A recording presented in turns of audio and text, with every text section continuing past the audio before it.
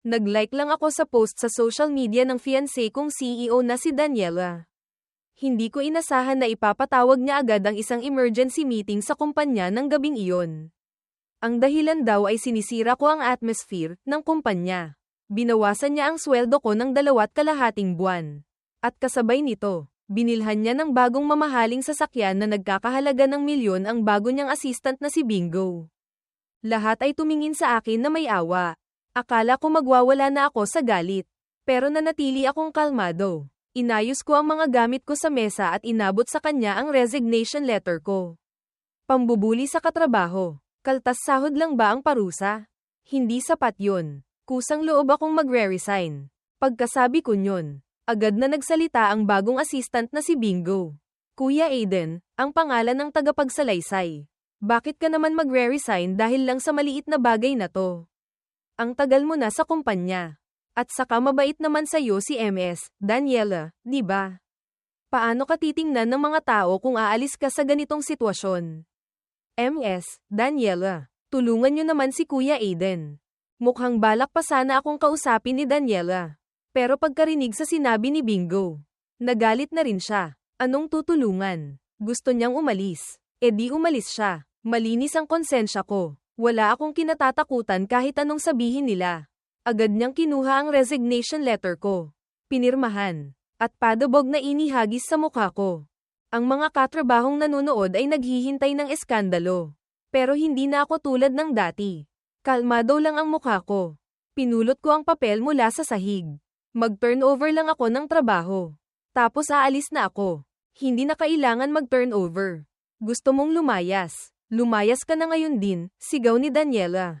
Sabay turo sa pinto. Tila may naalala siya at malamig na idinagdag.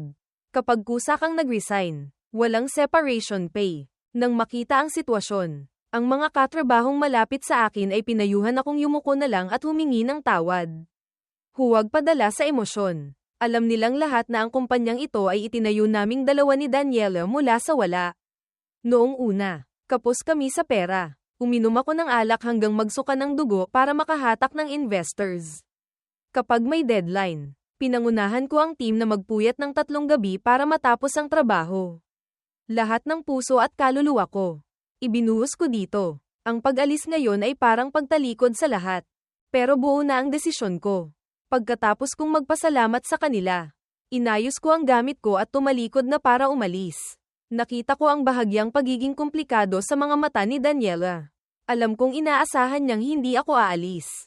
Maraming beses na kaming nag-away dati dahil kay Bingo. Ang pinakamatindi ay noong minura ako ni Daniela sa harap ng lahat. Kinuha niya ang buong taon kong bonus at ibinigay kay Bingo bilang danyos. Sa sobrang galit ko, nagbanta akong magre-resign. Pero pagdating sa puntong aalis na, nagtimpi pa rin ako. Binalikan ko siya. Nagsalita ng matatamis na salita na parang walang nangyari. Tapos nagtrabaho ulit na parang wala lang. Inakala niyang gagawin ko ulit yun ngayon. Pero hindi niya alam. Ubus na ang pasensya ko sa kanya. Paglabas ko pa lang ng kumpanya, may pumasok na text message. Pagbukas ko, transfer ng pera mula sa kaibigan ko, si Miguel. Kaninang umaga, nang sabihin ni Daniela na mahina ang kita ng kumpanya at gusto niyang bawasan ang sahod ko. Ang unang reaksyon ko ay baka pressured siya. Agad akong tumawag kay Miguel para humiram ng 500 pesos, balak ko sanang ibigay sa kanya ang pera. Pero yun ang pagkakataong nakita ko ang post ni Bingo sa social media. Doon ako natauhan at naintindihan ang tunay na motibo ni Daniela. Pero sa pagkakataong iyon, naging kalmado ang puso ko sa di inaasahang paraan. Walang sakit, walang selos na nakakabaliw. Siguro dahil masyado ng maraming beses nangyari. Sobrang dami ng ginawang hindi makatarungan sa akin ni Daniela dahil kay Bingo. Na halos hindi ko na malaman kung sino ba talaga ang boyfriend niya, ako o si Bingo. Ibinalik ko ang pera kay Miguel. Nagpasalamat. Pumunta ako sa parking lot. Hinanap ang luma kong sasakyan na 10 taon nang tumatakbo. May mga gasgas na ang pintura. Sa tabi nito, isang bagong-bagong Porsche ang kotse na ibinigay ni Daniela kay Bingo kanina. Marami pang bakanteng espasyo sa parking. Pero sinadya niyang itabi doon. Malinaw na ng asar. 10 taon kaming magkasama ni Daniela. Pero hindi pala katumbas ng 10 buwan ni Bingo sa kumpanya. Napangiti ako ng mapait sa sarili ko. Hindi na ako nag-aksaya ng oras. Pinaharurot ko ang sasakyan palayo sa kumpanyang pinagtrabahuhan ko ng maraming taon. Pero paglabas ko pa lang ng gate, binangga ako mula sa likuran. Bumaba ako ng kotse, at sakto namang nakita kong bumaba mula sa sasakyan sa likod sina Daniela at Bingo. Kuya Aiden, bakit ka biglang huminto? Hindi ako nakapag-react agad, sabi ni Bingo. Lumapit at tiningnan ang naiuping unahan ng bago niyang kotse. Sayang naman. Si MS, Daniela pa naman ang pumili nito. Lalong sumimangot si Daniela. Aiden, nakita kitang nakatitig sa kotse ni Bingo kanina sa parking lot. Aminin mo, sinadya mo to. No, alam mong nasa likod mo siya kaya bigla kang nagpreno para makaganti. Muntik na akong matawa sa sinabi niya. Ganito na naman, walang pagkilala sa tama o mali. Lahat ng sisi sa akin. Napabuntong hininga si Bingo. Hayaan mo na, Daniela. Huwag na nating sisihin si Kuya Aiden. Nawalan siya ng trabaho dahil din sa akin. Normal lang na magalit siya sa akin. Kasalanan ko lahat. Kung naging mas maingat lang sana ako. Tumahimik siya. Kunwari nagsisisi. Kinuyamang kamao at akmang susuntukin ang noo niya. Pero pinigilan ng lakas bago tumama. Pero hindi napansin ni Daniela. Hinaplos niya ang noo ni Bingo. Wala kang kasalanan. Huwag mong akuin lahat. Pagkatapos ay marahas niya akong tinapak sa dibdib. Pwede bang tularan mo si Bingo? May kaunting responsibilidad ka man lang. Tingnan mo siya. Marunong magpakumbaba. Ilang taon ka nang nagtatrabaho pero isip bata ka pa rin at mayabang. Napasuray ako sa tulak niya. Natawa ako ng bahagya. Sa loob ng isang taon. Si Bingo ang laging umaagaw ng kredito sa trabaho ko. Gumagamit ng kung ano-anong paraan para isisi sa akin ang mga pagkakamali. Ngayon, siya pa ang mapagkumbaba at responsable. Ako ang isip bata at mayabang. Alam kong walang mangyayari kahit magpaliwanag pa ako. Hindi na ako nagsalita. Tumalikod ako para umalis. Pero pinigilan na naman ako ni Daniela. Akala ko magbubunga nga na naman siya para ipagtanggol si Bingo. Pero hinailan niya ako sa isang tabi. Seryoso ang boses niya. Aiden, masyadong mataas ang inaasahan ko sa'yo. Kaya naging mahigpit ako. Bakit hindi mo maintindihan ang puso ko? Mahinahon ang mga salita niya. Na tila nag-aalala. Medyo nagduda pa ako. Pero agad kong naintindihan ang pakay niya. Tinapak ni Daniela ang balikat ko. Yung resignation letter mo. Babawiin ko. Mag-isip-isip ka. Tapos humingi ka ng tawad kay Bingo. At saka, sa banggaan na to, ikaw ang may buong responsibilidad. Ay transfer mo na lang kay Bingo ang pambayad sa pagpapaayos. Bigla kong naintindihan. Tumingin ako kay Bingo. Mukhang alam na niya ang pinag-uusapan namin ni Daniela. Mayabang ang mukha niya. Mapanghamak ang tingin sa akin. Napahalakhak ako ng mapakla. Hindi ako magbabayad. Kung sino ang may kasalanan sa banggaan sa likod. Imbestigahan nyo. Kung hindi, tumawag kayo ng pulis. May gagawin pa ako. Mauna na ako. Tumalikod ako at umalis. Sa likod ko, halos magtatalon sa galit si Daniela. Binigyan na kita ng pagkakataon. Huwag kang magsisi. Hindi ako magsisisi. Sumakay ako sa kotse. Nag-text kay Miguel. Nag-resign na ako. Pwede na ba akong magsimula sa kumpanya mo bukas? Wala pang kalahating segundo. Tumawag si Miguel. Gulat na gulat at medyo galit. Ikaw. Medyo alanganin siya. Paano siya? Dati. Sabay kaming nagsimula ni Daniela at Miguel ng kani-kanilang negosyo. Kumpara kay Daniela na nagsimula sa wala. Mas maraming resources si Miguel. Mas maganda rin ang offer niya. Kulang na kulang siya sa magaling na technical staff kaya nangako siya ng shares at mas mataas na kita para lumipat ako. Kahit nalaman niya ang relasyon namin ni Daniela, nag-offer pa rin siya ng part-time position. Nalabag sa patakaran nila. Pero dahil kay Daniela, tinanggihan ko lahat yun ng walang pag-aalinlangan. Noong pinakamahirap na panahon ko, halos mamatay na ako sa lamig sa kalye. Si Daniela ang nagdala sa akin sa police station. Iniligtas niya ang buhay ko. Sobrang laki ng utang na loob ko sa kanya. Kaya tinalikuran ko ang lahat. Ibinuhos ang buong lakas sa negosyo. Ginawa ang lahat para mapalago ang kumpanya ni Daniela. Pero kung titingnan ko ngayon, parang wala lang sa kanya. At sa dami ng taon na lumipas, sapat na siguro ang nagawa ko para mabayaran ang utang na loob ko. Hindi ko na kailangang pahirapan pa ang sarili ko. Hindi na kailangan. Kaya ko nang magdesisyon. Sabi ko kay Miguel. Nag-usap pa kami ng kaunti. Nagkasundo sa petsa ng pagpirma ng kontrata. Pagkatapos, nagmaneho ako pauwi para ayusin ang mga gamit ko. Ang bahay na ito, kahit ako ang nagbayad ng buo, puno ng alaala namin ni Daniela. Wala na akong balak tumira dito. Nagsimula akong maglinis. Sa ilalim ng kama, nakakalat ang maraming drawing. May babaeng nakangiti, may babaeng malungkot ang mga mata. May nagbabalat ng mansanas, may nag-aayos sa harap ng salamin. Lahat si Daniela. Bawat ekspresyon niya, buhay na buhay. Lahat yan. Mga sketch na ginawa ko para sa kanya noon. Gustong-gusto niyang iginuguhit ko siya. Bawat isa, itinuring niyang kayamanan. Ipina-frame at maingat na itinago. Pero mula nang dumating si Bingo, nawalan na siya ng pasensya. Para sa kanya, luma na ang pagguhit. Sayang sa oras. Mas maganda pang kumuha na lang ng litrato gamit ang camera. Ayaw na niyang iguhit ko siya. Kahit ang mga drawing na ito. Basta na lang niya itinapon sa ilalim ng kama. Naninilaw na ang papel. Kupas na ang mga imahe. Napangiti ako ng mapait. Itinapon ko ang mga drawing sa isang planggana sa banyo. Sinindihan ng isang sulok. Nilamon ng apoy ang mga larawan hanggang maging abo. Parang pag-ibig namin. Nasunog na pala ng hindi ko namamalayan. Pagkatapos nito, inilabas ko lahat ng pwedeng itapon. Kaunti lang naman talaga ang gamit ko, pero lumuwag at lumamig ang pakiramdam sa bahay. Humiga ako sa sofa. Kinuha ang cellphone para maghanap ng mauupahang bahay malapit sa kumpanya ni Miguel. Pagbukas ko, nakita kong nag-post si Bingo ng litrato sa group chat ng kumpanya. Picture nilang dalawa ni Daniela. Nasa likod nila ang isang arcade. Yakap ni Daniela ang maraming stuffed toys. Nakangiti sa camera. Totoo at masayang ngiti. Bihira ko nang makitang ngumiti siya ng ganyan. Dati, dinala ko rin siya sa arcade. Pero pagpasok pa lang namin at pagpapalit ng tokens, tumalikod na siya at umalis. Sinabihan akong isip bata, na sobrang busy niya para maglaro ng mga boring na bagay kasama ko. Wala siyang oras para sa akin. Pero may oras siya para kay Bingo. Napangiti ako ng mapait. Hindi naman pala ako ang isip bata para sa kanya. Kinasusuklaman niya lang talaga ako. Sa group chat, maraming katrabaho ang nagpupuri kay Daniela. Kesyo ang ganda niya. Parang diwata. May pumuri pa sa galing ni Bingo kumuha ng litrato. May nagbiro pa na malapit na silang magpakasal. Alam naman ng lahat na ako ang boyfriend ni Daniela.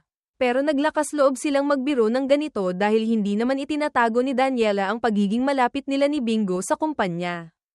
Kung dati ito, siguradong tatawagan ko si Daniela para kumprontahin. Pero ngayon, kalmado lang ako. Nagkunwari akong hindi nakita. Pinagpatuloy ang ginagawa ko. Pagkaraan ng 2 minuto, pagbalik ko, napansin kong may mga na-retract na mensahe sa chat. Pati ang litratong pinost ni Bingo kanina. Wala na rin. Akala ko gagabihin na naman si Daniela. Pero hindi nagtagal. Pumasok siya sa sala habang kausap sa telepono si Bingo.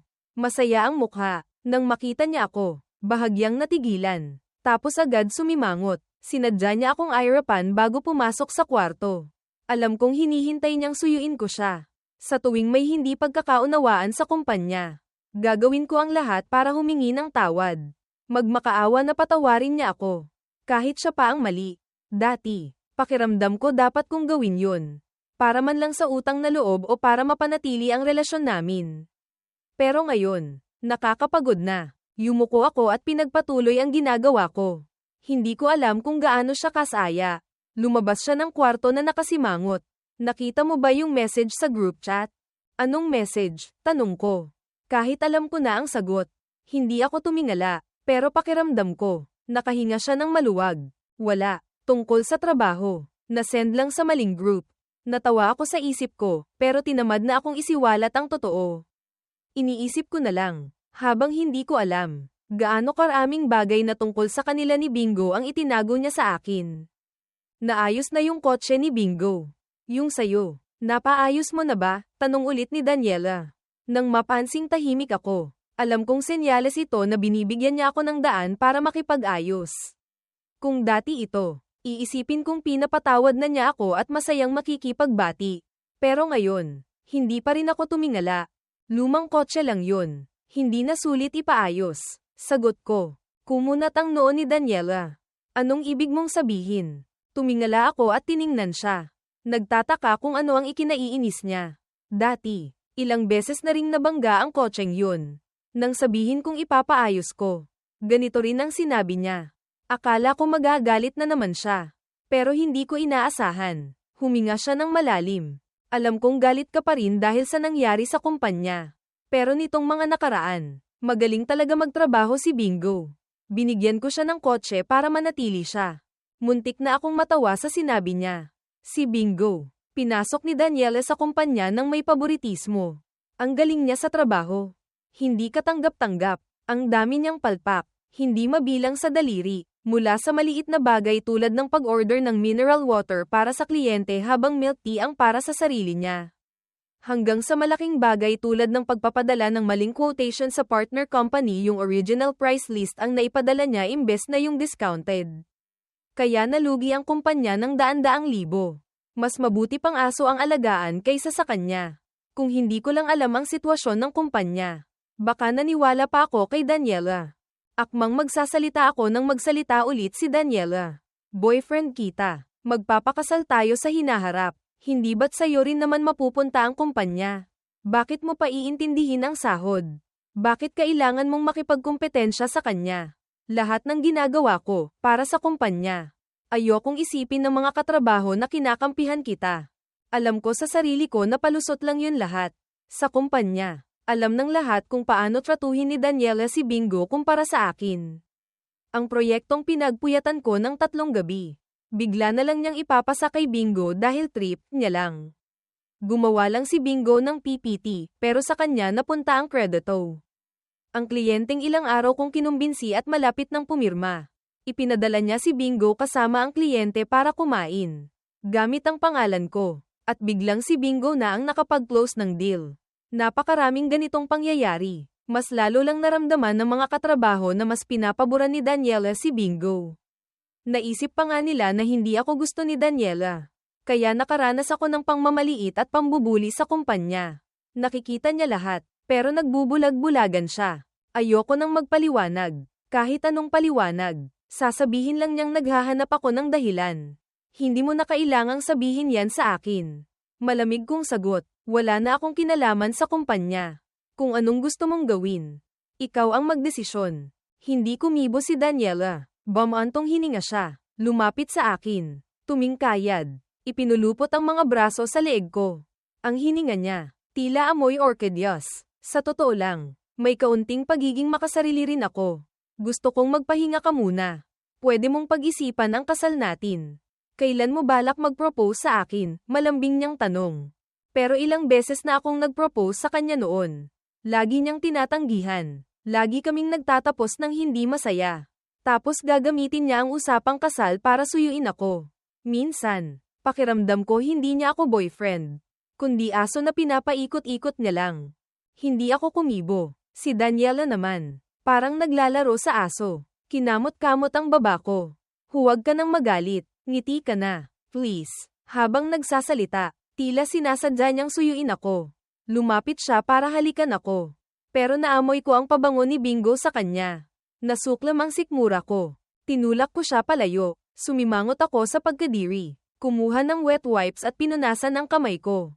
Natigilan si Daniela. Parang tinamaan ng kidlat. Nandidiri ka sa akin. May lakad ako mamaya. Magbibihis muna ako. Sabi ko. At tumalikod papunta sa kwarto. Sinundan ako ni Daniela. Walang pag-aalinlangan kung isinara ang pinto ng kwarto. Aiden, huwag kang magsisi, sigaw ni Daniela mula sa labas. Tila naintindihan na niya. Pagkatapos ng masasakit na salita, sinipa niya ng malakas ang pinto at galit na umalis. Paglabas ko ng kwarto, wala nang tao sa sala. Sa group chat ng kumpanya, nag-message si Daniela. Niyayaya ang lahat na kumain sa labas. Tinatanong kung sino ang sasama. Lahat ay tahimik. Si Bingo lang ang nagpadala ng 3 sunod-sunod na smiley face. Alam kong sinasadya ni Daniela na inisin ako. Maraming beses nang nangyari to. Laging ganito. Ayaw sumama ng ibang katrabaho. Si Bingo lang ang masigasig.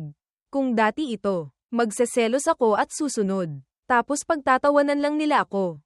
Pero ngayon, wala na akong pakialam. Nagbihis ako. Tiningnan ang bahay na uupahan ko. Nang masigurong walang problema, binayaran ko ang renta. Pagkatapos, tinawagan ko ang ahente para ipagkatiwala ang pagbebenta ng bahay na tinitirhan ko ngayon.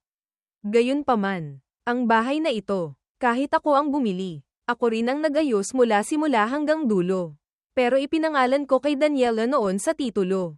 Noon, kakarampot lang ang pera naming dalawa ni Daniela. Para bigyan siya ng kapanatagan. Ginamit ko ang lahat ng ipon ko para bilhin ang bahay na ito. Ngayon, malaki na ang kumpanya. Baka hindi na niya pinapansin ang bahay na ito. Pero sinabi sa akin ng ahente na kung ibebenta ang bahay, kailangan pa ring nandoon si Daniela para pumirma. O kailangan ng Special Power of Attorney, SPA, na pirmado niya. Wala akong choice kundi i-text siya ulit. Pero pagka-send ko, lumabas ang pulang exclamation point sa chat window. Na-block niya pala ako. Ganito rin dati. Kapag nag-aaway kami at halos hindi na magkaayos. Galit niya akong ibablock. Aalis siya ng bahay. Mag-aalala ako sa kanya. Minsan, hihiram ako ng cellphone ng iba para tawagan siya. Magpapakumbaba. Pakiusapan siyang i-unblock ako. Pero sa kabilang linya, mayabang siyang magtatanong kung natuto na ba ako. Ngayon ko lang naiisip, para masuyo ko lang siya noon. Ang dami kong nasabing labag sa kalooban ko. Nag-isip ako sandali at tinawagan ko pa rin siya. Umuwi ka mamayang gabi. May kailangan akong pag-usapan sa'yo. Anong bagay? Busy ako. Malamig na sagot ni Daniela. Nagkagat-labi ako. Pag-uwi mo na lang natin pag-usapan. Napatawa ng mapait si Daniela. Kung kailan mo gustong itulak, itutulak mo ako. Ngayon sasabihin mong umuwi ako. Kailangan kong umuwi agad. Aiden, may utang ba ako sa'yo? Ganyan ba ang paraan mo ng paghingi ng tawad? Masyado ba kitang naging mabait nitong mga nakaraan kaya nakalimutan mo na kung paano humingi ng pasensya? Pagkarinig sa nanunuya niyang boses, gaya ng dati, yumuko ako at mahinang nagsabi, "Sorry, mali ako. Ilang beses na rin naman akong napilitang humingi ng tawad. Isa pa sigurong beses. Okay lang. Lalo na't ang kapalit ng sorry na ito ay isang bahay. Kahit akin ang bahay. Kung gugustuhin talaga ni Daniela at hindi siya pipirma, hindi ko rin maibebenta. Kahit may pruweba ako ng pagbabayad. Haharap pa rin ako sa kaso. Kayang-kaya niyang gumawa ng gulo. Pero ako, hindi ko kakayanin. Gaya ng inaasahan. Pagkarinig niya ng sorry ko, gaman ang tono ng boses ni Daniela. Hintayin mo ako. Pagkatapos, binabaan niya agad ako ng telepono. Kalmado pa rin ako gaya ng dati. Ipinost ko agad ang bahay sa isang website. Sinadyang babaan ng kaunti ang presyo.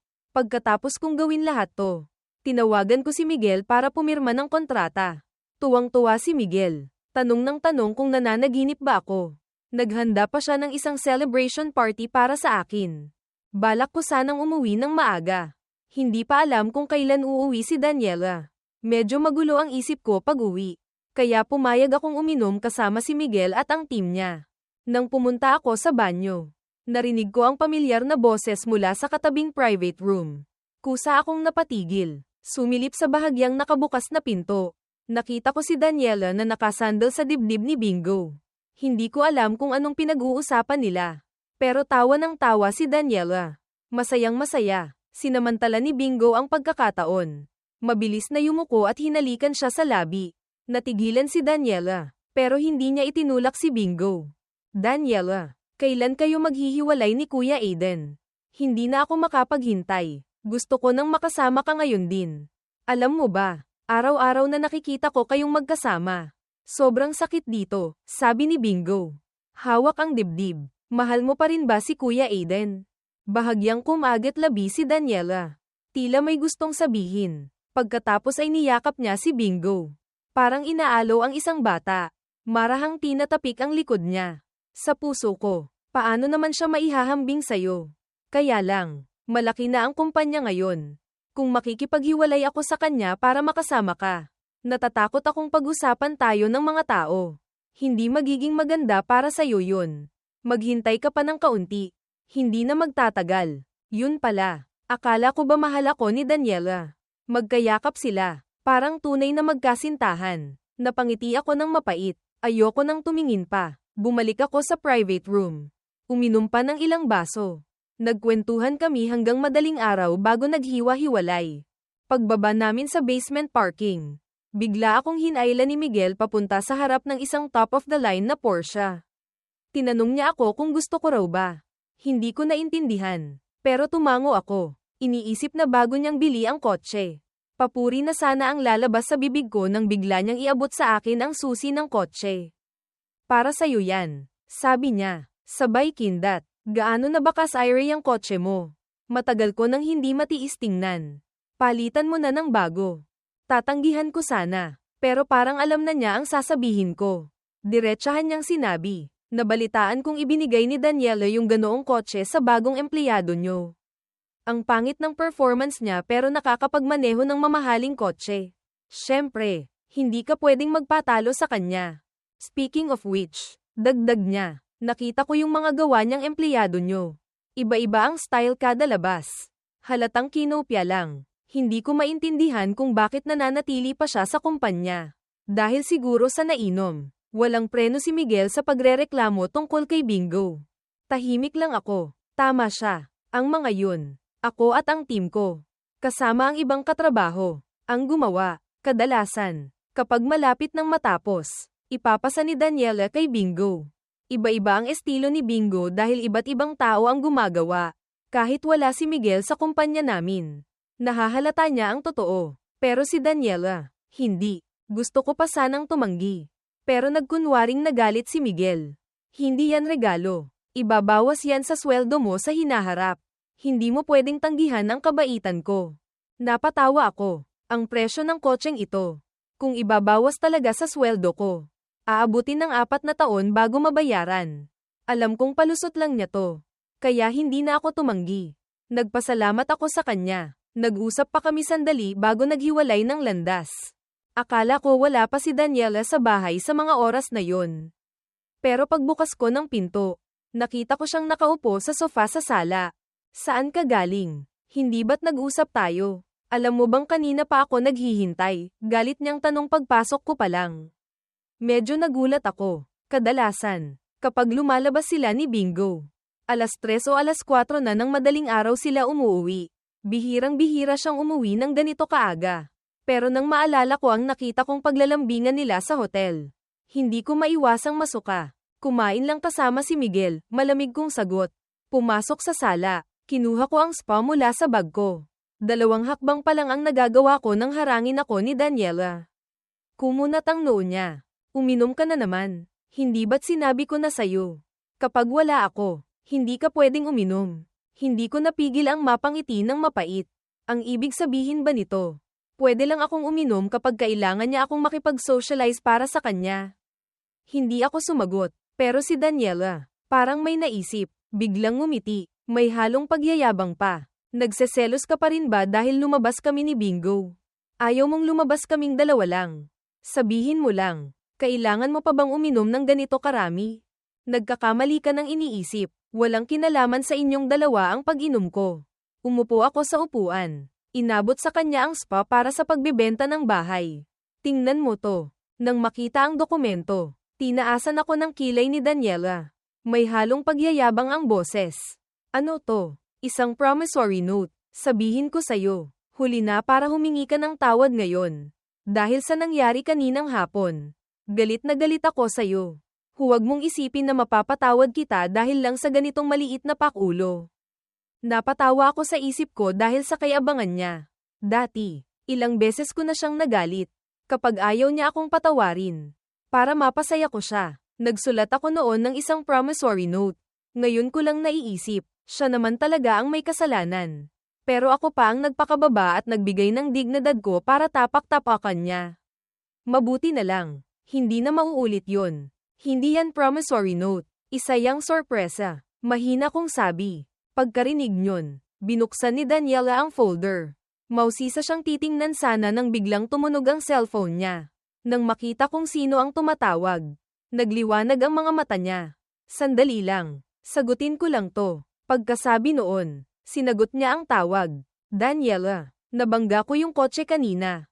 Hindi ko sinasadya. Paano na to? Natatakot ako. Narinig sa kabilang linya ang nagpapanik na boses ni Bingo. Agad na nag-alala si Daniela. Ay send mo sa akin ang location. Pupunta ako dyan ngayon din. Pagkatapos, tumayo siya para umalis. Hindi na inintindi ang sasabihin ko. Humakbang ako ng 2 beses para harangan siya. Itinapat sa mukha niya ang spa. Tapusin mo muna tong sa akin. Ako ang nauna. At saka kailangan na tong mapirmahan agad. Medyo nagulat si Daniela. Tiningnan niya ako. Tapos bumantong hininga. Aiden, pwede bang maging considerate ka naman? Mas urgent ang sitwasyon niya kaysa sayo. Ang itsura mong nagseselos ngayon. Hindi talaga maganda tingnan. Natawa ako ng bahagya. Ako ang hindi maganda tingnan.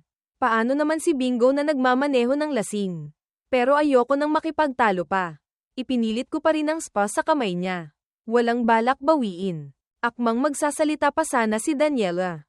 Pero sumigaw na naman si Bingo sa kabilang linya. Daniela, bilisin mo. Tulong. Halatang mas nag-aalala si Daniela kaysa kay Bingo. Hindi na niya tiningnan ang laman ng dokumento. Mabilis na pumirma kung saan-saan. At nagmamadaling umalis sakay ng kanyang high heels. Nang makita ang nagmamadali niyang likod, hindi ko napigil ang itanong. Hindi mo man lang tiningnan kung ano yung pinirmahan mo. Ano bang dapat tingnan dyan? Yung maliliit na kontratang dinadala mo. Ano bang sorpresa ang meron dyan? Basta't na-confirm mo nang walang problema sa terms. Okay na yun. Sagot niya. Hindi man lang lumingon. Napatawa na lang ako. Dati. Para mapasaya ko siya. Palihim akong nakikipag-deal sa mga maliliit na kumpanya. Tuwang-tuwa siya kapag may dala akong kontrata. Pero nang lumaki na ang kumpanya, minamaliit na niya ang mga maliliit na negosyo na pinaghirapan naming itayo mula sa wala. Dati, bago pumirma, paulit-ulit niyang sinusuri ang bawat tsokuan ng kontrata dahil takot siyang magkamali. Pero ngayon, dahil lang nag-aalala siya kay Bingo, hindi man lang niya tiningnan kung ano ang pinirmahan niya. Maganda na rin, mas kaunting abala. Nang gabing iyon, hindi umuwi si Daniela. Sa halip, si Bingo ang nag-text sa akin ng maraming beses. Alam kong nakita mo lahat sa labas ng private room. Di ba? Pero dapat alam mo na rin na sa puso ni Daniela. Mas lamang ako. Isang tawag ko lang. Nagmamadali siyang pupunta sa akin. Dapat kusa ka nang umalis para hindi na maging komplikado ang lahat. Mahirap para sa lahat. Hindi ko mapigil ang mapangiti ng mapakla. Mukhang lantaran na talaga si Bingo. Alam kong kahit ipadala ko ang chat history na ito kay Daniela, walang mangyayari. Sobrang pabor siya kay Bingo. Kahit makita niya ang pang-aasar na ito, iisipin lang niyang sinisiraan ko sila. Pero hindi naman ako ganoon kaluwag para palampasin na lang ang paulit-ulit niyang pang-aasar.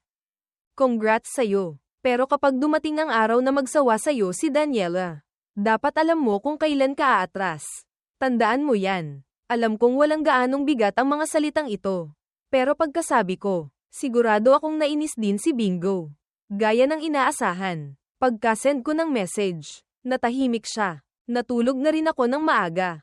Kinaumagahan, ipinadala ko ang spa na may pirma ni Daniela sa ahente.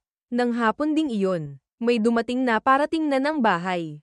Nagustuhan nila ang lokasyon, layout, at presyo. Nagtaka lang sila kung bakit mura itong ibinebenta. Ang ganda ng bahay. Bakit nyo po binibenta ng mura? Wala naman pong problema dito. Di ba? Medyo maingat niyang tanong. Maikli kong sinabi sa kanya. Ito ang bahay na binili ko para sa fiancé ko dati. Pero nag-break na kami. Naintindihan naman niya.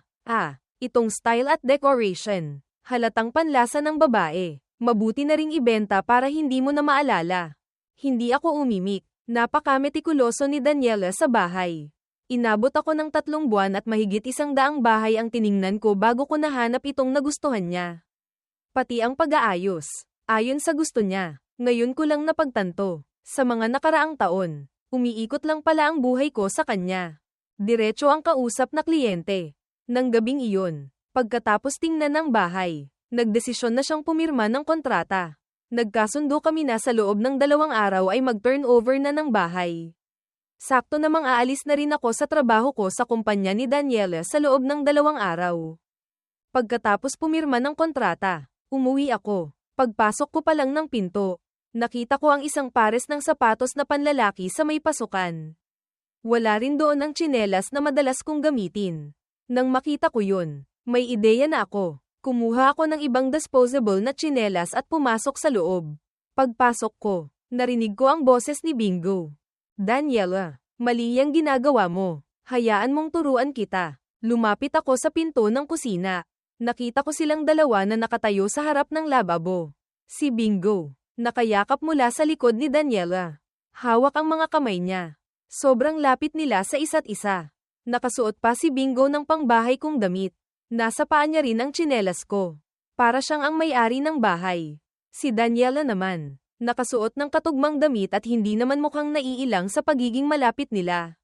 Mukha silang masaya at komportable. Hindi ko alam kung anong pinag-uusapan nila. Pero pareho pa silang tumatawa. Samantalang dati, konting lapit ko lang sa kanya. Naiilang na siya. Sabi niya hindi siya sanay sa ibang lalaki. Pero ngayon, mukhang sa akin lang pala siya hindi sanay. Hindi ko mapigil ang mapangiti ng mapait. Hindi ko alam kung bakit.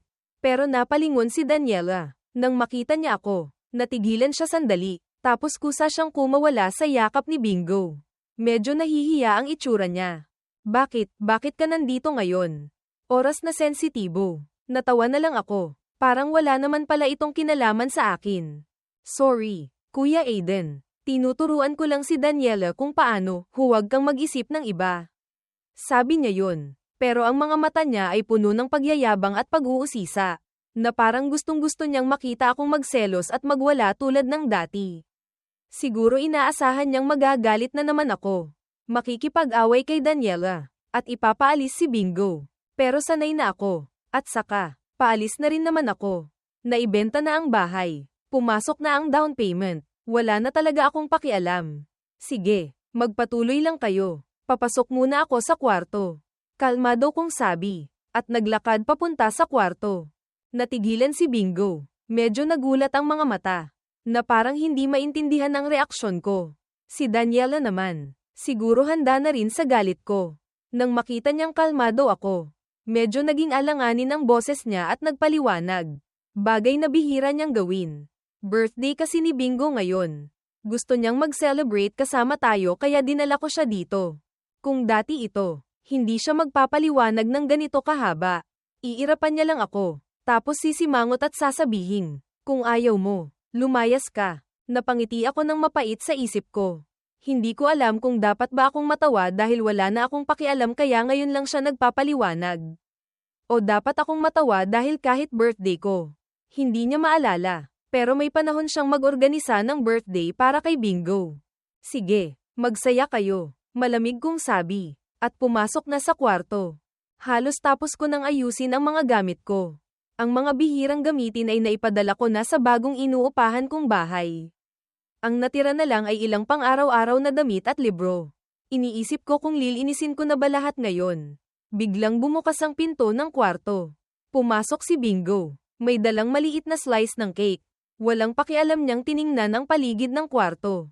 Tapos biglang natawa. Mukhang mas maluwag na tong kwarto kumpara noong huling punta ko. Mukhang handa ka na talagang umalis. Hindi ko siya pinansin. Yumuko at nagpatuloy sa pakikipag-usap sa kaibigan ko sa cellphone tungkol sa paglipat. Nang mapansin niyang hindi ko siya pinapansin. Ilang beses na nagbago ang itsura ni Bingo. Naging pangit. Lumapit siya sa akin. Kinakausap kita. Hindi mo ba naririnig? Tiningnan ko siya. So, hindi ka rin naman titira dito. Isang simpleng salita, pero hindi ko alam kung saan siya nataman. Agad na nagdilim ang mukha niya. Itinaas ang kamay at akmang hahawakan ang kwelyo ko. Bago pa ako makakilos, may narinig kaming yabag mula sa pinto. Biglang ibinato ni Bingo ang cake sa sahig. Sumigaw ng malakas. At natamba. Bingo! Isang pares ng mapuputing binti ang pumasok. Itinulak ako ni Daniela palayo at mabilis na tinulungan si Bingo. Napasuray ako paatras. Tumagos ang bubog ng basag na plato sa tsinelas ko at tumusok sa sakong ko. Mabilis na damyugo ito, pero parang hindi napansin ni Daniela. Masakit lang niyang tiningnan ang maliit na puting gasgas sa kamay ni Bingo. Kahit wala namang dugo, nagalit na naman sa akin si Kuya Aiden, sabi ni Bingo. Namumula ang mga mata, nakatingin kay Daniela, mukhang nalilito. Gusto ko lang naman sanang bigyan siya ng cake para makakain din ang lahat sa birthday ko. Hindi ko naman alam na ayaw niya pala. Kung hindi ako ang sangkot, baka naniwala pa ako, pero kailanman, hindi ko sinabing ayaw ko ng cake. Sa katunayan, Dahil bihira akong makakain ng birthday cake. Gustong-gusto ko ito. Tuwing birthday ko. Paulit-ulit kong sinasabi yun. Dati, tinutokso pa ako ni Daniela. Sinasabing bihira ang lalaking mahilig sa cake na tulad ko. Pero dahil nandito si Bingo, halatang nakalimutan na ni Daniela ang gusto ko. Tinuro niya ako sa ilong. Galit na galit. Ayaw mo lang. Kailangan mo pang ihagis ang plato at itulak siya. Aiden, akala ko natuto ka na. Ganyan ka pa rin pala. Humingi ka ng tawad kay Bingo ngayon din. Kung hindi, at kung ganyan ka pa rin kaseloso, maghiwalay na lang tayo. Galit na galit siyang nakatingin sa akin. Ang bagsik ng itsura niya ay nagpatawa sa akin. Hindi ko maiwasang maalala ang narinig ko sa labas ng private room noon. Noong pinakamatindi ang away namin, ginamit din niya ang paghihiwalay para takutin ako. Pero talagang hindi ko siya kayang iwan. Sa bawat pagkakataon, inabot ako ng matagal para suyuin siya. Magsabi ng matatamis na salita. Minsan pa nga, lumuhad ako para magmakaawa. Dahil akala ko, hindi naman talaga niya gustong makipaghiwalay. Paraan niya lang yun para subukan ako. O para bigyan ako ng pagkakataon. Pero kalaunan, natauhan ako. Siguro matagal na niyang balak makipaghiwalay kaya laging nasa dulo ng dila niya. Walang kwenta. Matagal ko na rin gustong makipaghiwalay. Kahit hindi niya sabihin ngayon. Ako na mismo ang magsasabi. Nang makita niyang hindi ako umiimik, akala ni Daniela natakot ako. Alam kong nitong mga nakaraang araw, palihim kang kumikilos. Siguro naghahanda ka na para sa kasal natin. No, alam kong ayaw mo ring makipaghiwalay. Ngayon, linawin mo kay Bingo. Bago pa matapos ni Daniela ang sasabihin niya. Malamig ko siyang pinutol. Payag akong makipaghiwalay. Biglang nanigas ang nakangiting mukha ni Daniela. Hindi makapaniwala ang mga mata niya. Anong sabi mo? Hindi ba't gusto mong makipaghiwalay? Payag ako. Kalmado kong sagot. Akala ko, dahil sumang-ayon akong makipaghiwalay. Matutuwa siya. Dapat gamaan ang loob niya. Pero ang hindi ko maintindihan. Wala akong maramdamang saya sa boses niya. Gulat at galit lang. Nabaliw ka na ba? Dahil lang sa maliit na bagay. Makikipaghiwalay ka sa akin. Nanlaki ang mga mata niya sa akin. Hindi ko maintindihan. Hindi ba't ito ang gusto niya? Pumayag na ako. Bakit ganito ang reaksyon niya? Pati si Bingo sa tabi niya ay mukhang naguguluhan. Marahan niyang hinayla ang manggas ni Daniela. Daniela. Si Kuya Aiden mismo ang nagsabing makikipaghiwalay. Hindi pa niya natatapos ang sasabihin. Sumigaw si Daniela sa galit. Tumahimik ka. Anong pakialam mo sa usapan namin? Ito yata ang unang beses na naging bastos siya kay Bingo. Natigilan si Bingo. Nakanganga. Hindi makapagsalita. Mukhang napagtanto rin ni Daniela ang ginawa niya. Mabilis niyang hininaan ang boses. Malumanay na sinabi kay Bingo. Sorry. Hindi ko sinasadya. Lumabas ka muna at hintayin mo ako.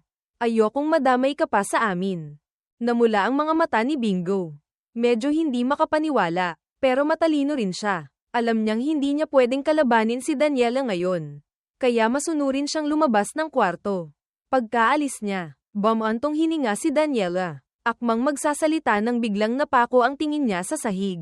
Lamambat ang boses niya. Nasugatan pala ang paa mo. Bakit hindi mo sinabi? Kukuha ako ng band-aid. Habang nagsasalita, lumapit siya sa bookshelf sa tabi. Pero alam kong paraan niya lang ito para ibahin ang usapan. Sa tuwing napag-uusapan ang mga bagay na ayaw niyang marinig, gagamitin niya ang pag-aalala sa akin para putulin ang usapan. Dati, lagi akong ibigay. Nalulunod sa ilusyon na nag-aalala pa rin siya sa akin. Ang orihinal na usapan, hindi namamalayang natatabunan na. Pero ang mga hidwaan, hindi neresolba. Nabubulok lang sa loob ko. Tapos huhukayan ulit sa ibang araw. Mas pangit pa ang itsura. Nasaan na ba yung band-aid? Naalala kong nandito lang yun dati. Bulong ni Daniela habang naghahalongkat sa bookshelf. Pero mukhang nakalimutan na niya. Ang huling beses na pumasok siya sa kwarto ko ay 2 taon na ang nakakaraan. Mula noong nagkasakit ako ng 40 degrees na lagnat at nakipag-date pa rin siya kay Bingo. Inilipat ko na ang first aid kit sa ibang lugar para mas madaling kunin. Bakit ang kaunti na ng gamit mo dito? Sa wakas, napansin din ni Daniela ang kakaiba. Hindi ko na itinago. Naibenta ko na tong bahay. May buyer na. Sa makalawa ang turnover. Maria, Ipakuha mo na rin ang mga gamit mo. Medyo nagulat si Daniela. Akmang magagalit sana. Pero may naalala siya at biglang ngumiti. Huwag ka nang magulo. May parte rin ako sa bahay na to. Paano mo to maibibenta nang walang pirma ko? Sige na, Aiden. Alam kong galit ka lang. Pababayaan ko nang umalis si Bingo ngayon. Huwag ka nang magulo. Okay. Hindi pa rin siya naniniwala sa sinabi ko. Kinuha ko ang deed of sale mula sa mesa at ibinigay sa kanya. Nasa ilalim noon ang spa na pinirmahan niya. Sabi ng ahente, basta may spa, pwede na. Ito yung pinirmahan mo noong araw na naglasing at nagmaneho si Bingo. Siguro naalala mo pa. Kung hindi, okay lang. Valid pa rin yan sa batas. Kinuha ni Daniela ang kontrata. Binuklat hanggang sa huling pahina. Natigilan ng kalahating segundo. Tapos biglang sumigaw sa akin na parang nababaliw. Sino ang nagbigay sa'yo ng permiso para ibenta ang bahay na to nang wala akong pahintulot? Napangiti ako ng mapait. Sa kumpanya, hindi ako kukuha ni isang sentimo. Pero itong bahay, ako ang bumili ng cash dati. Makatarungan lang na ako ang magdesisyon. At saka, naalala ko, binilhan mo pa si Bingo ng bagong bahay sa labas ng syudad. Hindi ka naman mawawalan ng matitirhan. Pwede kang lumipat doon. Makatarungan lang din na ibenta ko ang bahay. Hindi makapagsalita si Daniela. Namutla siya. Akala ko papayag na siyang makipaghiwalay. Pero pinilit niyang kumalma. Hininaan ang boses at nagpaliwanag. Yung bahay na yun, regalo ko dapat sa'yo. Hindi kay Bingo. Ipinangalan ko lang sa kanya para maramdaman niyang kabilang siya dito. Kung naiinis ka, ipapaalis ko ang pangalan niya sa ibang araw. Okay, ang samahan natin ng ilang taon. Paano naman masasabing tapos na agad? Aiden, alam kong galit ka ngayon. Kumalma ka muna. Okay, bukas na natin to pag-usapan. Pagkasabi noon, tumalikod siya at agad na umalis. Laging ganito, sa tuwing mag-aaway kami at hindi na magkaayos. Magpapakita siyang mahal pa niya ako para ako na mismo ang kumalma. Laging ako ang unang bomb ibigay. Kinukumbinsi ang sarili kong maniwala sa kanya. Tapos ako ang unang lalapit para makipag-ayos. Hihingi ng tawad. At aayusin ulit ang relasyon. Noong una, mahal ko talaga siya. Pero kalaunan, naintindihan kong wala na sa akin ang puso niya. Pero nanghihinayang akong isuko ang ilang taong pinagsamahan namin. Iniisip kong konting tiis lang. Malalagpasan din to. Pagkatapos ng mga away, magiging maayos din ang lahat. Pero ang tagal na, hindi pa rin naging maayos. Lahat pala ay kagustuhan ko lang. Siguro iniisip niyang tulad pa rin ako ng dati. Kontrolado niya, pero nagkakamali siya. Ang relasyong ito, matagal nang natapos sa paulit-ulit na pagkabigo. Pagkaalis ni Daniela, nilinis ko ang mga basag na bubog sa sahig at ginamo ang sugat ko. Paglabas ko, wala na sina Daniela at Bingo. Naiwan ang mga tirang pagkain sa mesa. Sa sahig, may kalahating kandila na patay na. Ako ang laging naglilinis ng bahay. Hindi ko hinahayaang gumalaw si Daniela. Sa katagalan, nasanay na rin siya. Tinamad na akong maglinis. Iniisip kong bago naman ay turn over ang bahay. Kailangan din linisin. Ipapalinis ko na lang sa umaga kasabay ng general cleaning. Naghilamos ako at natulog. Pero kinaumagahan, paglabas ko ng kwarto, nakita kong malinis na ang bahay. Si Daniela, nasa kusina. Hindi ko alam kung anong ginagawa. Akala ko magpapahinga pa ako sandali. Nakasuot ng apron si Daniela. Nakangiti sa akin. Kalmado. Na parang walang nangyari. Nalinis ko na ang bahay. Nag-disinfect pa ako. Kung dati ito, magkukunwari akong hindi nakita ang mga naiwang tubig sa sahig pagkatapos mag-mop. Ang mga mantsa ng tubig sa salamin. Pupurihin ko siya. Bibigyan ng sapat na validation. Pero ngayon, napangiti ako ng mapait. Sabi ko lang. Nang makita ni Daniela ang malamig kong pakikitungo, medyo nadismaya siya, pero mabilis siyang ngumiti ulit. Naglabas ng 2 set ng almusal. Ako ang gumawa nito. Tikman mo. Tiningnan ko. 2 cheeseburger. Mukhang masarap naman. Sa totoo lang, ito siguro ang unang beses na ipinagluto ako ni Daniela ng almusal. Dapat nakaka-touch. Pero mukhang nakalimutan niyang allergic ako sa cheese. Bahagyang nagbago ang itsura ni Daniela. Mabilis niyang sinabi, gagawa ako ng bago. Huwag ka nang gumawa ng mga walang kwentang bagay. Maghiwalay na lang tayo ng maayos. Mas makakabuti yun para sa ating dalawa. Sa year-end party, malinaw niyang naaalala na ayaw ni Bingo ng tupa at luya. Pero hindi niya maalala na minsan akong kumain ng cheese at na-ospital dahil sa matinding allergy. Mahal at hindi mahal. Sobrang linaw. Pero mukhang hindi ganoon ang tingin ni Daniela. Medyo nainis siya. Kumunat ang noo. Sinong mag-asawa ang nag-aaway ng magdamagan? Aiden, nagpakumbaba na ako't gumawa ng mga ganito. Pero bakit ang arte-arte mo pa rin? At saka, araw-araw akong busy sa trabaho sa kumpanya. Normal lang na makalimutan ko ang mga bagay-bagay. Mahina akong tumango. Normal lang din na maghiwalay tayo. Sa wakas, nagalit na rin si Daniela. Padabog niyang ibinagsak ang tray sa mesa. Lumikha ng malakas na ingay. Sumimangot siya. Tinitigan ako ng masama. Tuluyan ng sumabog. Padabog niyang isinara ang pinto at umalis. Ito ang simula ng Cold War namin. Napabuntong hininga ako. Pagkatapos, tumawag pa rin ako ng maglilinis para ayusin ang kalat. Kasabay nito, inayos ko lahat ng gamit ni Daniela at ipinadala sa address niya sa labas ng syudad. Kadalasan, kapag may business trip siya, ako ang nag-aayos ng gamit niya. Kaya hindi naman ako nahirapan. Na-turnover ang bahay sa napagkasundo ang oras. Mukhang sa wakas, napagtanto na ni Daniela na hindi na biro ang pakikipaghiwalay ko. Nag-text siya sa akin. Nanunuya. Iniinsulto ako. Nang makitang wala akong reaksyon, nagsimula siyang mag-post ng madalas ng mga litrato nila ni Bingo sa social media. Nitong mga nakaraang araw, busy ako sa mga papeles para sa pagpasok ko sa bagong trabaho. Nang mapansin ko ang ilang notification sa cellphone ko, doon ko lang napagtanto. Ngayon, nag-post siya ng litrato nila ni Bingo sa zoo. Bukas, nag-post siya ng litrato nila na nakasakay sa hot air balloon. Sa susunod na araw, nag-post siya tungkol sa magandang kita ng kumpanya. At dinala niya si Bingo sa Palawan para magbakasyon bilang reward. Sa litrato, sinadya pa niyang ipakita ang couple ring sa gitnang daliri nila. Ang caption, ang pakiramdam ng minamahal ay ang maging kampante ng walang pag-aalala. Pero walang nakakaalam. Ang batang hindi umiiyak ang siyang mas karapat-dapat sa candy. Alam kong sinasadya niyang inisin ako.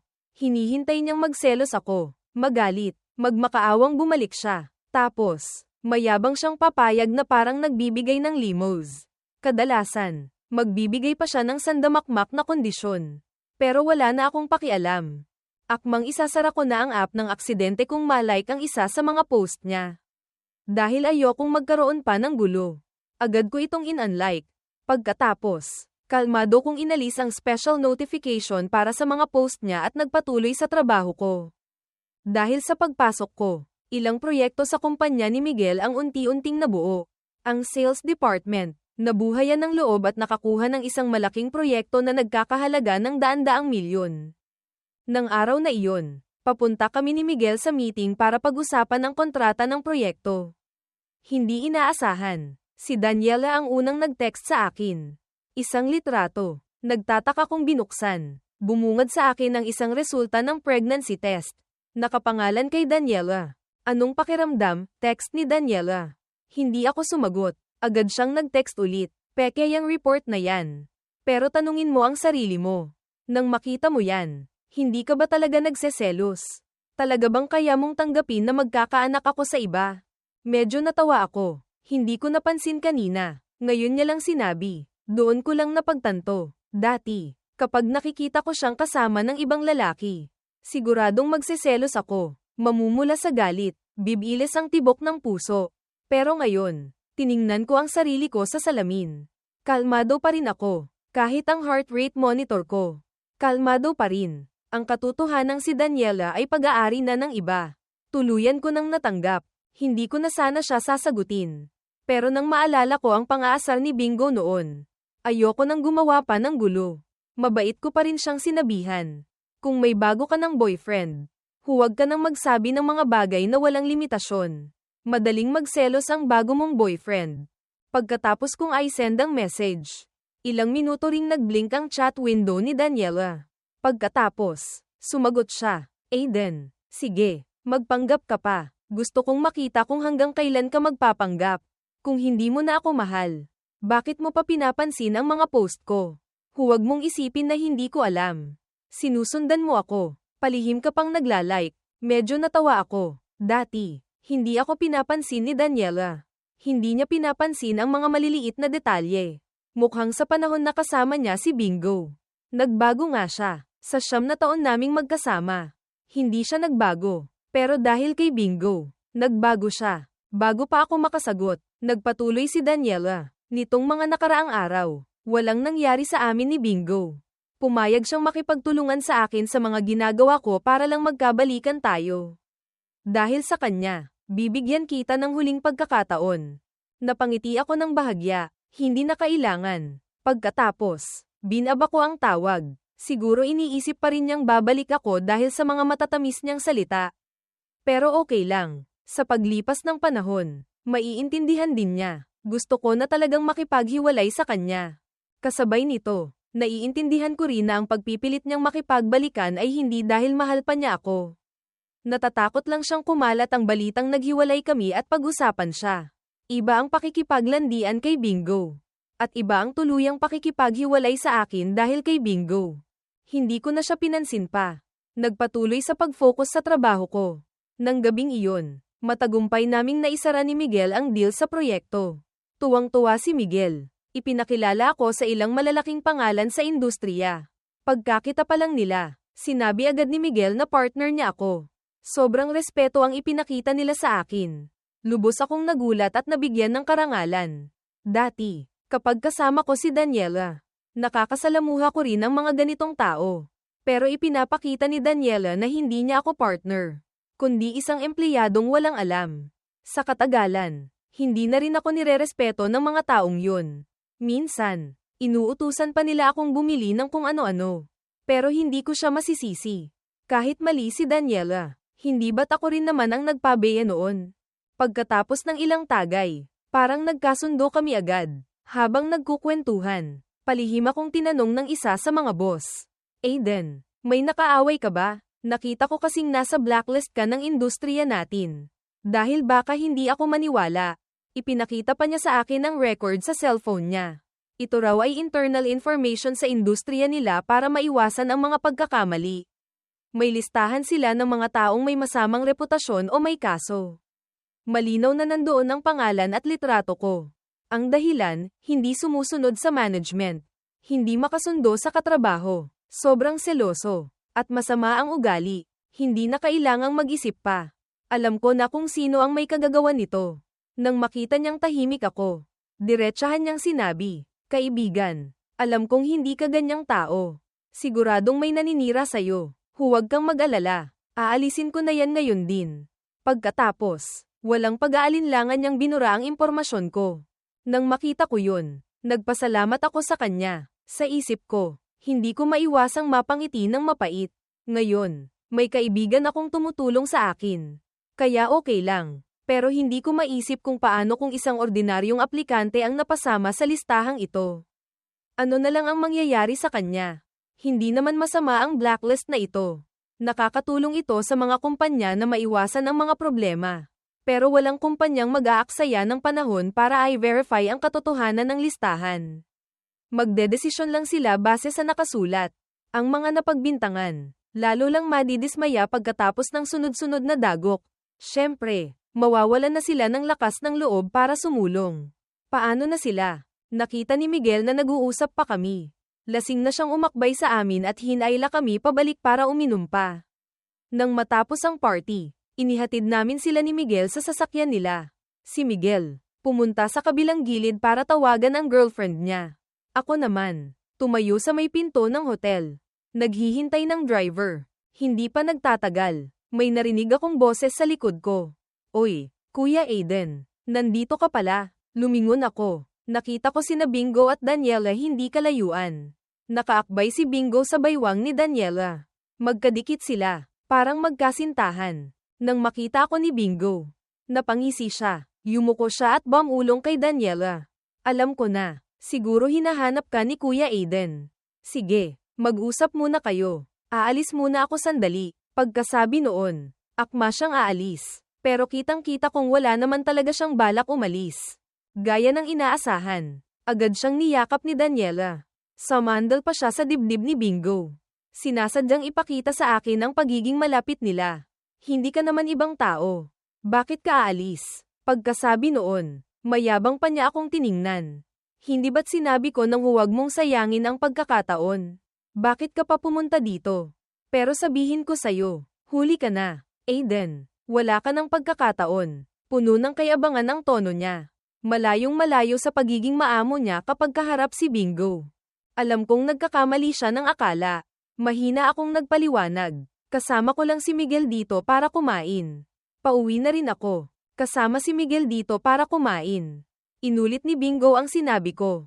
Tapos humalakhak ng malakas. Nakakatuwa ka naman, Kuya Aiden. Hindi ko inaasahan na sa lagay mo ngayon. Kaya mo pa rin kumain sa ganitong klaseng hotel kasama ang kaibigan mo. Narinig ko ang ibig niyang sabihin. Iniinsulto niya akong naghihirap pero nagpapanggap na mayaman. Hindi ko talaga inaasahan na magiging ganyan ka. Sabi ni Daniela, may halong pagkasuklam ang tingin sa akin. Dahil dito, ayoko nang magpaliwanag pa. Kahit anong sabihin ko, hindi naman siya maniniwala. Sayang lang sa laway. Nang makita niyang hindi ako umiimik, inakala ni Daniela na guilty ako. Mas naniwala siya sa sinabi ni Bingo. Malamig siyang napangiti. Ngayong wala ka na sa akin. Alam mo na kung gaano kahirap. No, ngayon. Nagsisisi ka na ba?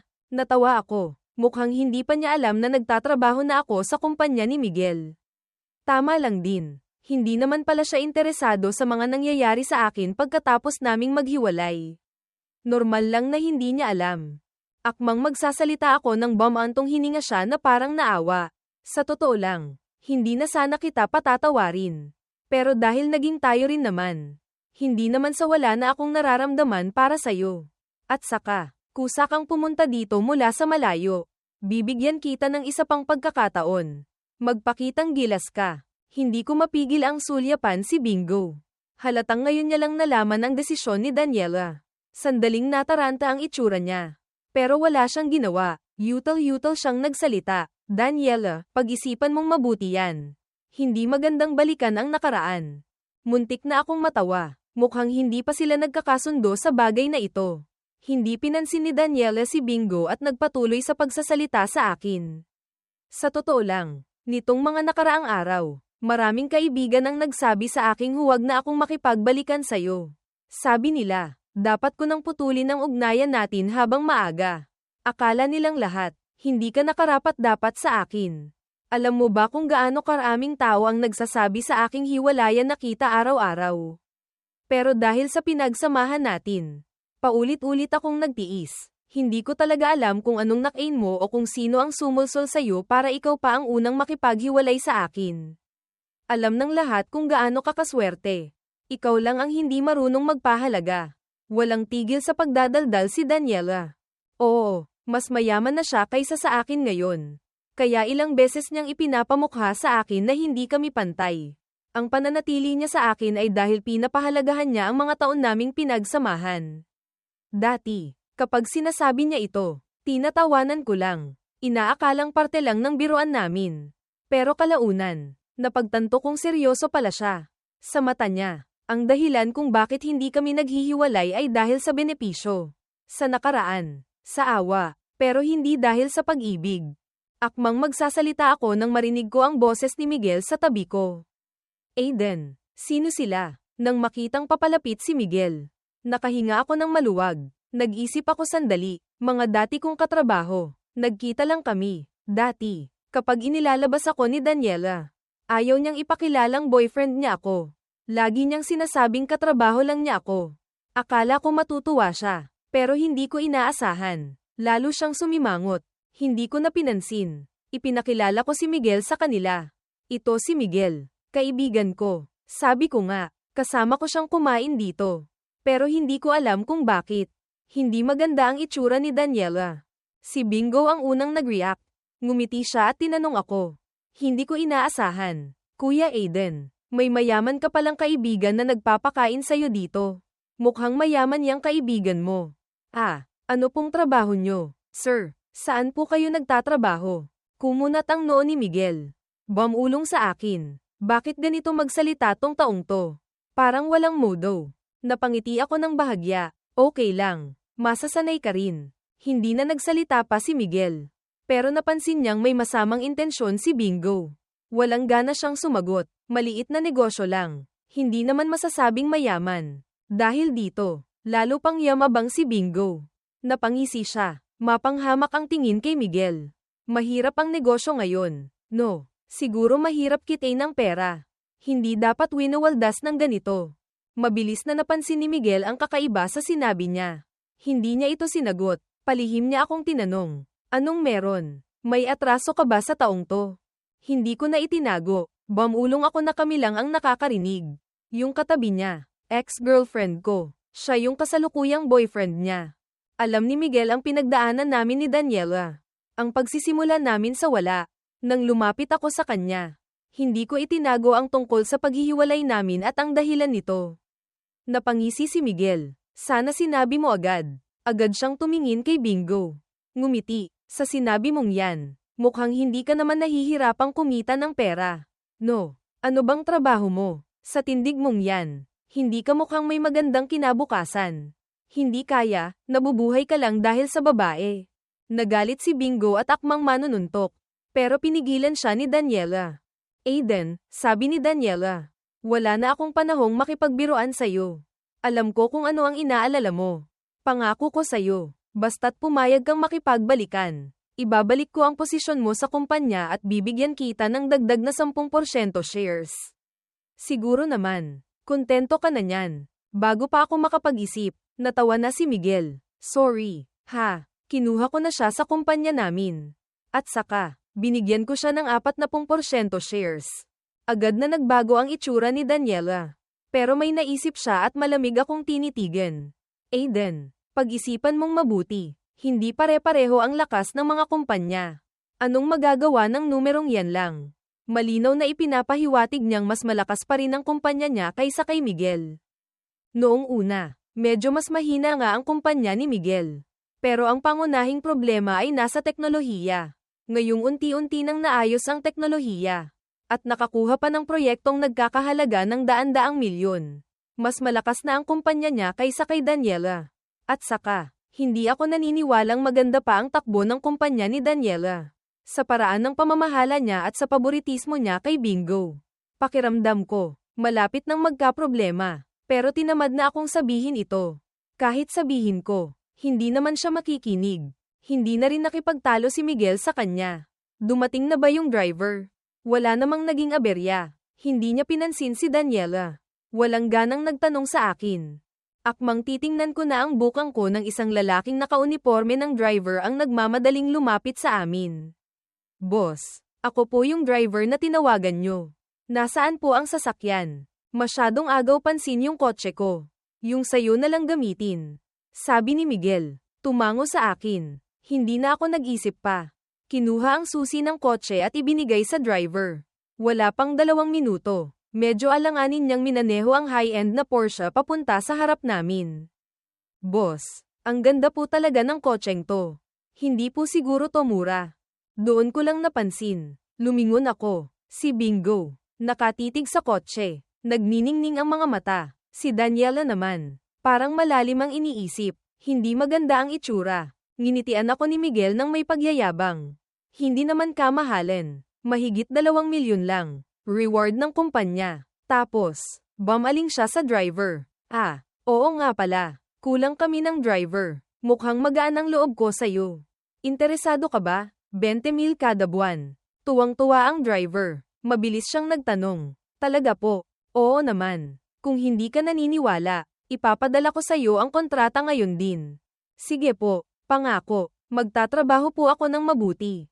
Masayang nag-usap si Miguel at ang driver. Si Daniela naman sa tabi. Malamig akong tiningnan. Tumalikod at umalis. Mabilis na sumunod si Bingo. Sa kabilang banda, tapos nang pumirma ng kontrata si Miguel at ang driver. Medyo nagulat ako. Pinirmahan mo talaga? Oo naman. Magaling naman pala siya. Ikaw ang alas namin sa teknolohiya. Sa hinaharap, hindi may iwasang uminom ka sa mga lakad. Hindi pwedeng lagi tayong maghahanap ng driver. Hindi ba medyo mataas ang sahod? Ang presyong ito ay mas mataas pa sa market rate. Sa kumpanya ni Daniela noon, ang sahod ko ay 15,000 lang. Parang inaasahan na ni Miguel ang tanong ko. Tinapak niya ang balikat ko. Hindi mataas. Kapag lasing ka, hawak niya ang buhay mo. Dahil desidido na siya, hindi na ako nang himasok pa. Sa mga sumunod na araw, ibinuhos namin ang lahat ng atensyon sa proyekto. Paminsan-minsan, kapag may libreng oras, napapansin kong si Daniela, na dati ay walang tigil sa pag-post, ay naging tahimik na. Pati si Bingo, mas tahimik na. Hindi na ako inaasar. Siguro dahil sa nangyari noong huli naming pagkikita. Inakala kong pagkatapos noon, sesuko na si Daniela at tuluyan ng puputulan ng ugnayan namin. Pero hindi ko inaasahan. Isang araw, habang abala kami sa pagtatapos ng proyekto, bigla akong nilapitan ni Miguel.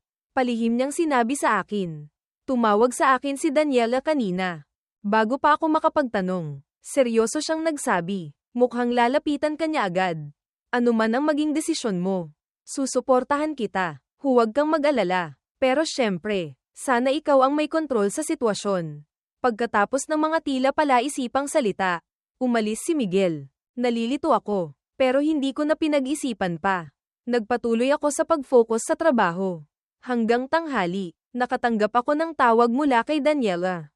Pagkasagot ko, hindi na siya kasing sanggit gaya ng dati. Sa halip, bihira siyang naging tahimik. Sobrang tahimik na akala ko naputol na ang linya. Pero nang tingnan ko ang screen, hindi naman. Aiden, pwede ba tayong magbati? Narinig ko ang medyo paos na boses ni Daniela mula sa kabilang linya. Medyo natawa ako. Iniisip pa rin ba niyang nagtatampo lang ako? Bago pa ako makasagot, nagpatuloy siya. Tinawagan ko si Miguel. Sinabi niyang gusto ka rin niyang kunin noon para magsimula ng negosyo kasama siya. Pero sa huli, ako pa rin ang pinili mo. Yun pala, ang dami mo nang nagawa para sa akin. Inaamin ko, mula nang dumating si Bingo sa kumpanya. Napabayan kita, pero 10 taon na tayong magkasama. Malapit na tayong ikasal. Ang samahan ba natin? Dahil lang sa 10 buwan na to. Kailangan ng matapos. Nabasag ang boses niya, na parang hindi na makapagsalita. Napatigil ako sandali, naalala ko ang nakaraang 10 taon namin. Kahit simple lang, laging magkasama naming nilagpasan ang lahat. Kapag may pagsubok, nagdadamayan kami. Kapag may problema, tinitiis namin ang sakit at sabay na lumalaban. Noong minsang kailangan naming makakuha ng investment, uminom ako ng 3 malalaking bote ng beer. Pagkatapos ng party, hindi na ako makalakad ng diretso. Bago ako mawalan ng malay, nakita ko si Daniela na umiiyak habang inaalalayan ako sa isang kamay at hirap na tina-type ang 117, emergency number sa Pilipinas, sa kabilang kamay. Nang magising ako, nasa ospital na ako. Tiningnan ko ang payat niyang katawan. Halos hindi ko maisip kung paano niya ako nabuhat hanggang dumating ang ambulansya. Noong panahong iyon, siguro mahal niya talaga ako. Di ba? Biglang bumalik ang mga alaala. Akmang magsasalita ako nang biglang nagsalita si Bingo sa kabilang linya. Kuya Aiden, patawarin mo na si Daniela. Sorry talaga kung nagkaroon ng hindi pagkakaunawaan nitong mga nakaraan. Pero wala talaga akong ibang intensyon. Paulit-ulit kong sinasabi, wala talaga akong ibang intensyon. Kung naiinis ka, bukas na bukas, magre-resign na ako. Hinding-hindi na ako magpapakita sa'yo. Sa pagkakataong ito, hindi na siya pinigilan ni Daniela, na parang sumasang-ayon na sa sinabi niya. Sandaling naging komplikado ang pakiramdam ko. Ang mga salitang ito, parang eksena sa isang pelikula tungkol sa pag-ibig na pinaghihiwalay. Parang ako pa ang naging kontrabida na sumire sa relasyon nila. Ano naman kung maghiwalay kami? Sa hinaharap, si Bingo ang magiging the one that got away para kay Daniela. Sa paglipas ng panahon, mas lalo lang gaganda ang alaala ng pag-iibigan nila. Tapos sisibog sa isang pagkakataon. Mas matindi pa kaysa ngayon. Napangiti ako ng mapait, pero sinabi ko pa rin. Pwede akong pumayag, pero may isang kondisyon. Sabihin mo, sagot ni Daniela. Tila desidido. Tinaasan ko siya ng kilay. Bigyan mo ako ng kalahati ng shares mo sa kumpanya.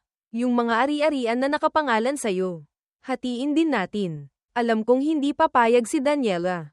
Alam niyang ang shares at ari-arian ang dahilan kung bakit gusto siyang makasama ni Bingo. Tahimik si Daniela sa kabilang linya ng halos 5 minuto. Si Bingo ang unang hindi nakatiis. Galit siyang nagsalita. Aiden, hindi ka marunong magparaya. Alam mo ba kung gaano kahirap itayo ang kumpanyang to hanggang sa narating nito ngayon? Tapos isang salita mo lang. Gusto mo nang kunin ang kalahati. Lalaki ka. Hindi ka ba nahihiya sa ginagawa mo? Tinatamad na akong ilantad ang tunay niyang motibo. Mahina akong sumagot. Daniela, pareho na tayong matatanda. Alam nating lahat na kapag may nakuha ka, may mawawala rin. Gusto mong makuha ang lahat nang wala kang isinusuko. Bakit ikaw lang ang pwedeng makinabang sa ganyang klaseng sitwasyon? Paano? Ikaw ang magdesisyon. Bibigyan kita ng 3 araw. Pagkasabi noon, binaba ko ang tawag. Akala ko si Suko na si Daniela. Pero paglubog ng araw, nakatanggap na naman ako ng tawag mula sa kanya. Sabi niya, masyadong malaki raw ang isa. Pwede bang 2 na lang? Diretsahan ko siyang sinagot. Kalahati ay kalahati. Kulang ng isa. Hindi pwede. Kung hindi mo kayang ibigay, huwag ka nang tumawag ulit. Pero medyo nagtaka rin ako. Mukhang ayaw talaga ni Daniela na makipaghiwalay sa akin. Pero bakit? Hindi ba't siya naman ang unang gustong makipaghiwalay? Noong araw na yun sa hotel, sabi niya natatakot siyang pag-usapan sila. Pero ako naman ang unang nagsabing makikipaghiwalay. At saka, ang dahilan na yun, hindi naman sapat para gawin niya ang lahat ng ito. Hindi ko maintindihan kung ano ang iniisip niya. Mabilis na lumipas ang 3 araw. Hindi pa rin tumatawag si Daniela. Ang trabaho sa pagtatapos ng proyekto ay unti-unti nang natatapos. Sa araw ng matagumpay na pagtanggap nito, naghanda ng celebration party si Miguel para sa amin.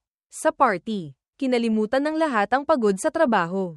Nagsaya ng husto. Pag-uwi ko, madaling araw na. Nag-toothbrush ako, naghilamos, at inaantok na humiga para matulog nang makatanggap ako ng tawag mula kay Daniela. Naistorbo ang mahimbing kong tulog. Medyo nainis ako at akmang papatayin ang tawag. Pero dahil sa kalasinggan, nanlalabo ang paningin ko. Aksidente kong napindot ang answer button. Hello, kayo po ba ang boyfriend ni MS, Daniela? Sobrang lasing po kasi siya dito sa amin. Ayaw pong umuwi kahit anong pilit namin. Nakuha po namin ang number nyo sa cellphone niya. Baka po kasi may mangyaring masama.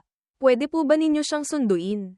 Medyo nahimasmasan ako. Pasensya na. Humanap na lang kayo ng iba. Pero pinipilit po ni MS, Daniela na kayo ang sumando sa kanya.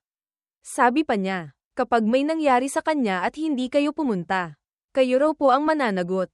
Nagmamadaling sabi ng nasa kabilang linya. Natawa ako. Umupo ako. Sige, I send nyo sa akin ang location. Natuwa yata ang nasa kabilang linya. Pagkababa ng tawag, agad niyang in-add ang contact ko at nag-send ng location. Tiningnan ko ito sandali, tapos tumawag agad ako sa pulis, 117. Pagkatapos kong sabihin sa operator ang sitwasyon at lokasyon, inilagay ko sa silent mode ang cellphone ko at natulog na.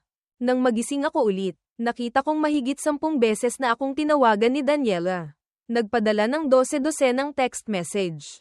Mula sa pagkabigla na pinili kong tumawag ng pulis, hanggang sa galit na pagmumura sa akin na walang puso. Puro pera lang ang iniisip. Walang damdamin. Pagkatapos, nanlulumo siyang nagtatanong kung bakit ko siya ginaganito. Nagkamali lang naman daw siya ng isang bagay na pwedeng mangyari sa lahat. Hindi naman daw niya ako talaga pinagtaksilan. Bakit daw sobrang sama ko? Hindi ko pa natatapos basahin ang mga mensahe. Tumawag na naman ang cellphone niya. Balak ko sanang i-reject, pero naisip ko, kahit i-reject ko ngayon, kung hindi malilinaw ang usapan, baka mangulit pa rin siya. Kaya sinagot ko. Narinig ko ang paus niyang boses. Medyo mababa pa rin ang emosyon. Naisip ko na. Inaamin ko. Panalo ka na. Hindi kita kayang iwan. Ibibigay ko sa iyo ang kalahati ng shares. Pati ang mga ari-ariang nakapangalan sa akin. Hahatiin ko. Bumalik ka na. Tinaasan ko siya ng kilay. Tiningnan ang oras. 5 araw na pala. Pasensya na. Lumipas na ang 3 araw. Nagbago na ang isip ko. Aiden. Akmang may sasabihin si Daniela nang bigla siyang umubo ng malakas. Nang humupa ang ubo, paos na paos ang boses niya. Bakit ka naging ganito? Napangiti ako ng bahagya, hindi nagsalita. Dati, ganito rin siya. Laging naninisi kapag lumalagpas ako sa deadline. Kinakaltasan ang bonus ko. Ibinibigay ang plano ko kay Bingo. Ngayon, ginagawa ko lang din sa kanya ang ginagawa niya sa akin. Ginagamit ko lang din ang mga taktika niya. Yun pala, hindi niya alam kung gaano kasakit. Mukhang naintindihan na niya ang intensyon ko. Na parang sa wakas, naintindihan na niya na ang habol ko ay hindi ang yaman niya. Malamig siyang natawa na parang nanunuya sa sarili. Aiden, ngayon, lalo kitang hindi nakikilala. Pagkasabi noon, umubo na naman siya ng malakas. Ang bigat ng hininga niya. Halatang nahihirapan. Mukhang masakit. Balak ko sanang tanungin kung anong nangyari sa kanya. Pero naisip kong baka isipin niyang nag-aalala ako. Nag-isip ako sandali, pero hindi na ako nagsalita. Pero parang alam niya ang iniisip ko. Nagsalita siyang mag-isa, na parang nagmo-monologue. Nilalagnat ako. Aiden, nandito ako ngayon sa bahay natin. Binili ko ulit to kamakailan lang. Gusto kong malaman, noong nilalagnat ka dati, tapos wala ako, ganito rin ba kalungkot ang naramdaman mo? Nagpatuloy siya sa pagdadaldal. Yung mga drawing na ginawa mo para sa akin dati. Wala na lahat. Hinalugog ko na ang buong bahay pero hindi ko makita. Itinago mo ba? Parang bata siyang nagrereklamo. Nanginginig ang boses. Unti-unting nagiging malungkot. May narinig akong kaluskos sa kabilang linya. Siguro naghahalongkat siya sa mga kabinet. Napabuntong hininga ako. Pagod na ako.